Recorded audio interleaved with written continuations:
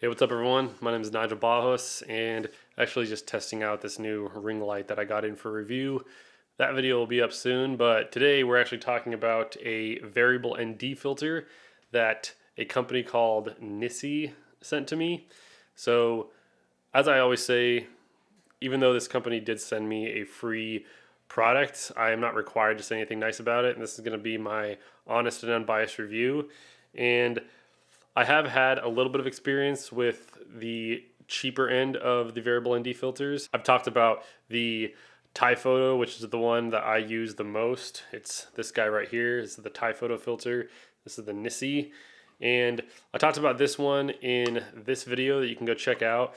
But I've also talked about like the really cheap ones like the Fotka and the Zomi filters. So like the reason that you would get a variable ND filter is when you want to keep your aperture super wide and then keep the shutter speed where it's supposed to be, where it's supposed to be like double your frame rate. So if you're shooting at 24, you ideally want a shutter speed of like 48 or 50. If you're shooting at 60, you want a shutter speed of 120 or whatever. But it's typically when people are trying to shoot at the 24 or the 30 frames per second and they're wanting to keep that 48 or 60 shutter that they have a problem with exposure, because when you're shooting at like a 1/50th shutter or something like that, that lets in a lot of light still, and especially if you're outside. And so the only way to really combat that is to close down your aperture. But when you do that, you lose a lot of the nice shallow depth of field that you have a really nice lens for in the first place. So that's where variable ND filters come in, and there are definitely some really cheap options you can go, but those will usually result in really weird color cast, and they'll also soften your image, which to me, I know a lot of people have different opinions about this, but if I have a really sharp lens that I paid a lot to get that sharp image out of, it doesn't make sense to throw on a $20 variable ND filter, especially if I'm doing paid work. That just softens the lens, and it's probably just as sharp as a lens that's probably way cheaper. So it doesn't really make sense to me to have a super cheap variable ND filter that's going to soften your image a bunch. So that's why I try to go for the best variable ND filters that I can afford. And for the longest time, this is the one that I've been recommending to people, and honestly, I still recommend this one. This is the Photo variable ND filter. This one, the 77mm version, runs for about 50 bucks, sometimes a little cheaper. But they get cheaper the smaller diameter of lens that you have that you need to use a variable ND filter with. But the one that I'm talking about today is the Nisi variable ND filter. And right off the bat, I can tell you that the build quality of this feels better than the Photo. It will give you more ND than the Photo will. This one goes from 1.5 to 5 stops. So that's like a lot of ND, and you can really cut out a lot of light with a variable ND filter like this. That's just one thing that I want to say, is that like this variable ND filter feels really, really premium and well made. It feels like it's all made out of metal minus the actual filter itself. And this one, just like the Photo, has hard stops. So it stops when you're at the minimum and the maximum, which that's one thing that I really liked about the Photo that you didn't get in a lot of the cheaper variable ND filters, because when it doesn't have a hard stop like this, it can just keep spinning. And what that's going to do is it's going to create that weird X pattern in your video when you're using too much ND, and it almost kind of just like starts back over again. So that's one thing that I like about this one and my Photo as well, is that it has a hard stop on the filter. And what this one also has is this really cool little lever right here that makes it just that much easier to actually just, you know, move in increments. One thing that I've also noticed is that this is not only good for just, you know, controlling your ND, but it's also better if you don't want to like accidentally get fingerprints on the actual filter, because you don't have to, you know, put your hand on it like this to turn it. You can just use this little lever and turn it that way. So that's another nice thing. This one is the 77mm version, and one thing that I will tell you is this is not a cheap ND filter. The 77mm version, I believe, is $170. So that's getting up to like the Stingray, Heliopan, Hoya, the more expensive, like the Tiffin. It's getting up in that range. It's more expensive than the Tiffin, actually. I haven't checked the prices on like the Stingray or the Heliopan filters in a while, but it's getting up into that range.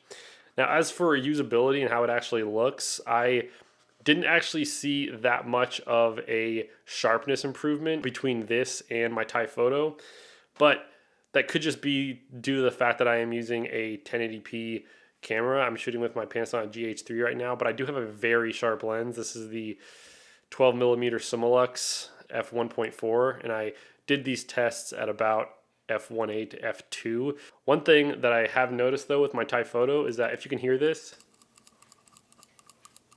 I use this almost every single time I shoot, and it is starting to wear a little bit, and there's something loose in here.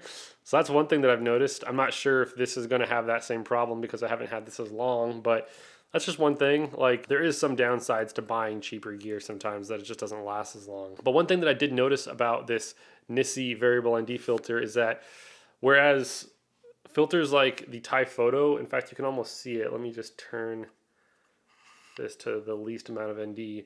You can almost see that it's definitely more of like a warmer tint to it. If you look at the Nisi,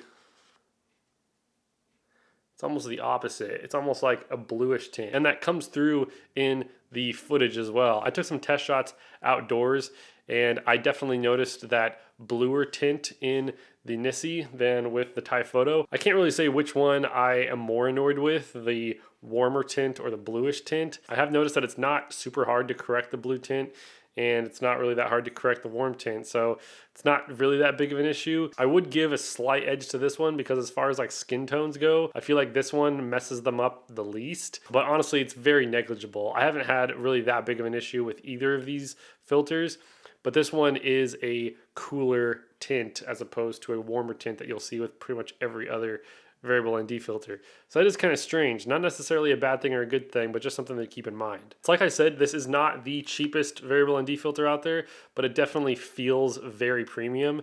And until I can actually get my hands on a Stingray or a Heliopan filter, I won't be able to tell you if this is just as good as those filters.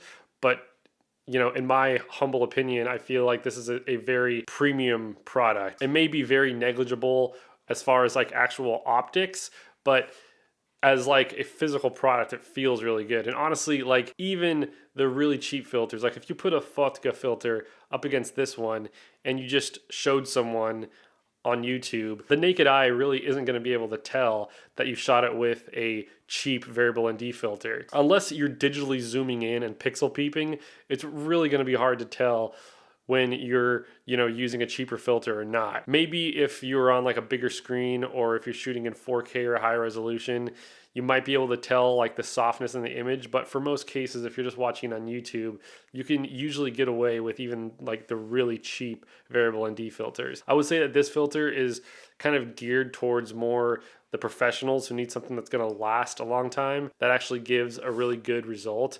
Now, all of the filters that I've used have never been perfectly color accurate, and this one is no exception. It's definitely not color accurate. It gives a cooler tint, but again, the one that I've been using for the longest time gives a really warm tint, and I have to correct both of them in post. So it just kind of depends on where your budget is. I would say look into this if you have a really expensive lens that you don't want to skimp on quality. You're not going to see an enormous difference as far as like sharpness between these two, but this one does have a ever so slight edge. But again, it's only really going to show up if you're really pixel peeping. So I would say this is definitely more for the, you know, working professional who's using the really expensive cameras and the really expensive lenses. So yeah, I'll have a link to this Nisi variable ND filter in the description below if you want to check it out. But anyways, thank you so much for watching. You can click over here if you want to check out some of my other videos. Please subscribe to my channel if you like my content. You can click the like button if you like this video. And until next time, I'll see you all later. Bye.